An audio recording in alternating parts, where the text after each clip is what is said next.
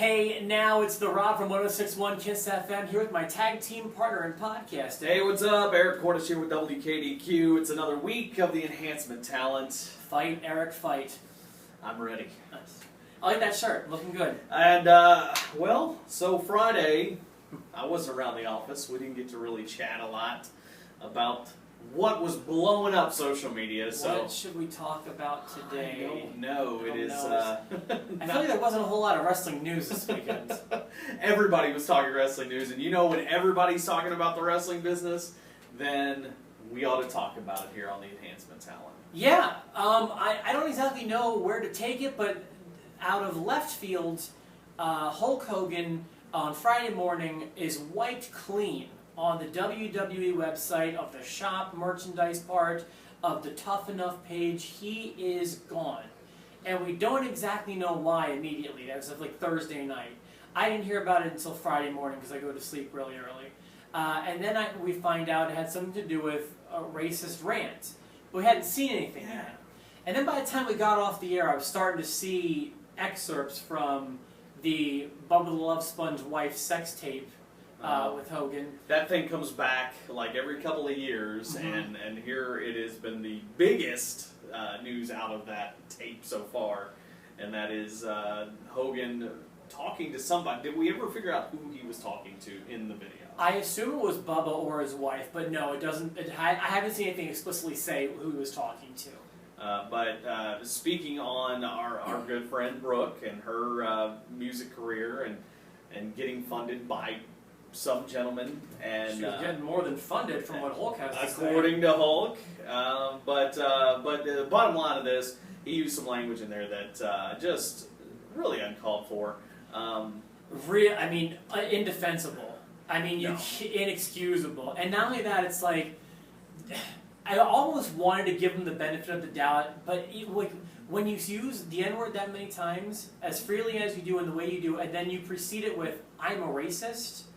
That's damning. Yeah, that kind of says it all, and it not that it should ever be joked about, but even if you were in a joking context, right, saying it would be one thing, but this really wasn't. No, it was. There's no silver lining. You can't be like, but there's this, but no, you really can't. And again, there are a lot of people have come out and defended Hulk, which is fine. I mean, just because this happened a few years ago doesn't mean he's the worst person in the world. Doesn't mean that he should be arrested. It's not illegal. It's not illegal. No.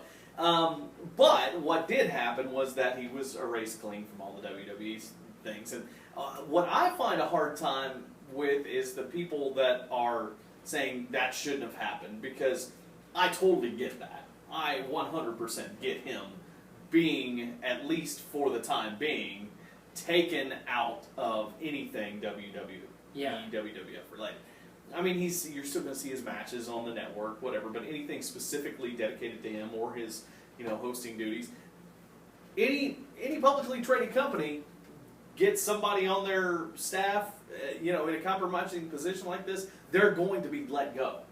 That's just how it is. Yeah, including the very, very top. A lot of people would put Hulk Hogan at the top of the wrestling Mount Rushmore. Sure. And even he was not safe from this. Here's what I think, and you can tell me how you feel about this. Like, I feel like what they've done, I understand, and I would even say I agree with. Sure. I agree with the way they've handled it. I don't think it needs to go much further, though. Like, no. I hear them talking about removing him from the Hall of Fame. Nah, you can't really do that. I feel like you could say he shouldn't go in, but you can't take him out, no. I feel like, in my opinion. I don't like when they try to erase people from history. Like, I get not wanting to sell his merchandise, which is fine, not wanting to give him any sort of royalties or finances or whatever. And to take him off Tough Enough makes absolute sense, absolutely. But don't tell me that, like, the Andre match at WrestleMania 3 didn't happen. Right. Kind of thing. And I don't see that happening here. I don't either. I mean, there's a big difference between, Hogan and Benoit. Let's right, put it that and way. even Benoit's come back slowly. Yeah, and I think, and like you said, I mean, it's exactly enough. I don't think Benoit is going to be, coming back any more than he has. You know what I mean? Right, His matches on the network, that's about it. Put him in the title history, yes, don't make it clickable to where you can see his. Okay, Yeah. fine. Don't sell a Benoit DVD. Exactly. So I think, and two completely different situations here. Correct. One is way different. And here's where, down the line, sure, Hogan may get a chance to be back around. It's going to be a while, but I think he'll eventually get that chance to be back around and get some forgiveness. I was talking with a friend about this too, and I had to think about it, but I do believe he'll be back. Mm-hmm. I would say in the 5-year time frame.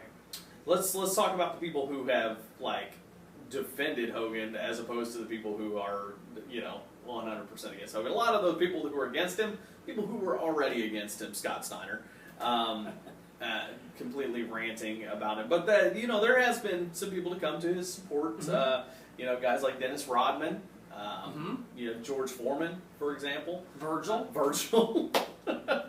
Thanks, Virgil, for that. I think Virgil's I'm getting attention. This is great. $20 for that opinion, I think, is what he's charging. So there you go, Virgil. Well, you know what? I want to throw this out there, too. When the Paula Deen thing happened, I was saying on the air quite a bit, I do think actions speak louder than words. Mm-hmm. And I was using that against Paula Deen. And I suppose you could kind of use that in a defense for Hulk Hogan, maybe, in that he did good things for a lot of people. Yeah. But the words, I am a racist, I don't like those words, and that's part of the transcript. Yeah, I don't. I don't know what the context is, but still, this whole video situation from the beginning has been odd to me. So here it just keeps going. This is what you have to expect when your buddy's a bubble love sponge. Yeah. I feel like. I feel bad. Honestly, I tell you who I feel bad for. More than anything is Brooke. I talked to one of my friends who actually represents her in her country music career, budding country music career, which she's trying to. And they've been calling the last couple of weeks. She just put out her first country single, and asking us to take a look at it. And now it's one of those things that you don't want to touch that either, considering she was involved in that whole situation. Not her fault, but her name was pulled into. I'll say this: I get what you're saying, but when you piggyback off of your dad's success, you take the good with the bad. That's true. She wouldn't be where she is without her dad's success. So now, guess what? Now that your dad's not exactly hot property, this is what happens to you as well. If she's a good enough musician, she'll make it. Sure. She'll stand the test. I'm curious to see what happens on Tough Enough.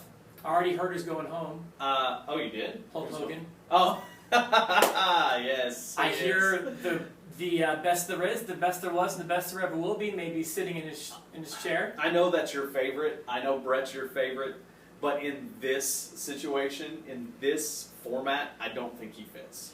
I get what you're saying, that he's not the best or most entertaining speaker, but as far as coaching and evaluating talent, I think he is great for this. Well, he is, but consider the format of the show, consider how it works, and they want to make it very entertaining. I would have shot for somebody like a Mick Foley, or just sit Chris Jericho down in the chair and tell him to be quiet on the mic and let Renee handle it. There's nothing Bret Hart can sign on to that I will be against. I know. I'm pretty excited about this. Yeah, we'll see if Bret ends up sitting in that chair tomorrow night. In the meantime, we'll see what happens with the Hulkster. But as it stands right now, we won't see the red and yellow for a little while, I have a feeling. I think so too. So there you have it. There's our opinion on this Hulk Hogan scandal. So for myself, the Rob, and for Eric Cornish, you have a great week, and we'll check out Raw tonight, see if we get a little closer to finding out what happens at SummerSlam.